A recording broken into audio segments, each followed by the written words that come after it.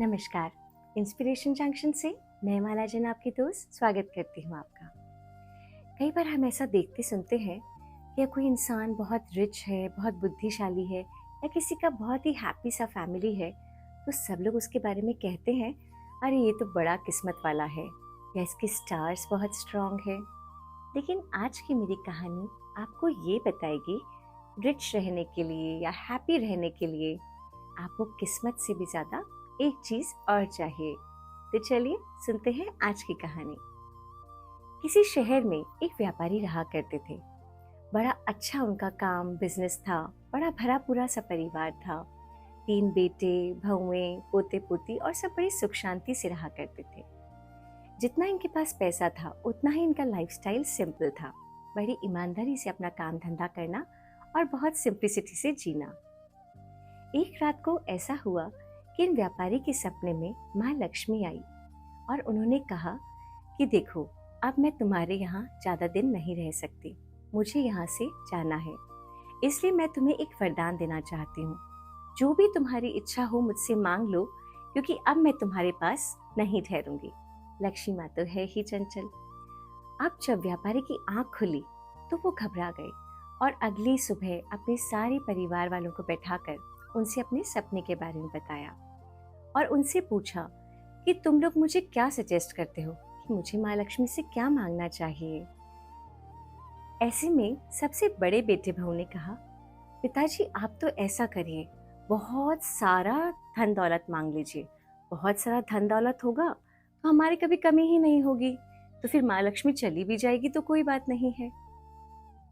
उन्होंने दूसरे बेटे बहू से पूछा तो उन्होंने कहा कि पिताजी आप तो ऐसा करिए, धन दौलत की बजाय जमीन जायदाद मांग लीजिए। बहुत जमीनें रहेंगी तो हम कभी भी किसी भी जमीन को बेचकर अपने पैसे निकाल लेंगे, तो हम कभी भी तंगी नहीं होगी।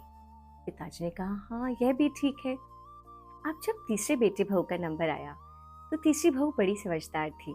उसने कुछ सोचकर जवाब दिया कि पिताजी जरा सोचिए, यह जमीन जायदाद धन दौलत यह तो सब माँ लक्ष्मी का ही हिस्सा है। जब वो ही नहीं रहेंगी तो इन सब का रहने का तो कोई सवाल ही नहीं उठता।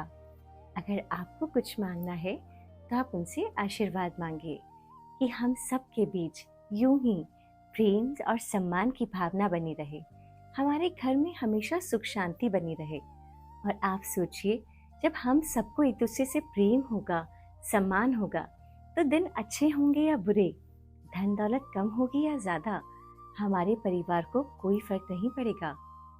पिताजी को यह बात उचित लगी और जब रात को माँ लक्ष्मी सपने में आई और कहा कि बता तूने क्या सोचा मुझसे मांगने के लिए, तो व्यापारी ने बड़े प्रेम से उत्तर दिया कि देवी माँ, आप तो बस मेरे परिवार में सुख शांति यूं ही बनी रहे, हम सबके बीच प्रेम और सम्मान की भावना बनी रहे, मुझे और इससे ज्यादा कुछ नहीं चाहिए, आप मुझे यही आशीर्वाद दीजिए।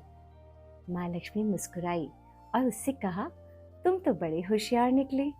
तुम्हें यह बात अच्छे से पता है कि जिस परिवार में, जिस घर में प्रेम और सम्मान हो, सुख शांति बनी रहे, तो वहां से तो मैं कभी जा ही नहीं सकती।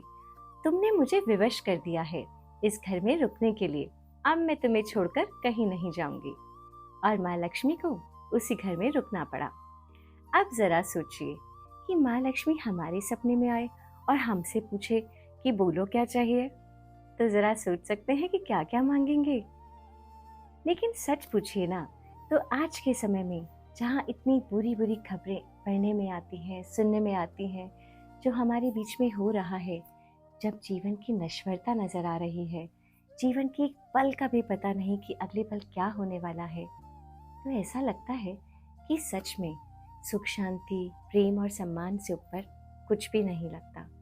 जितने भी पल प्रभु ने हमारे जीवन में लिखे हैं, हम सबके साथ प्रेम से रह सकें, अच्छे से व्यवहार कर सकें, खुद मुस्कुरा सकें, दूसरों में मुस्कुराहट बांट सकें, बस ऐसे ही पल हों, इससे ज़्यादा कुछ नहीं। तो चलिए इस कहानी से भी कुछ सीखते हैं, जिंदगी में थोड़ी सी पॉजिटिविटी और जोड़ते हैं। फिर मिलती हूँ किसी और अच्छे संदेश के साथ। तब तक अपना ध्यान रखिए। बाय बाय, नमस्कार।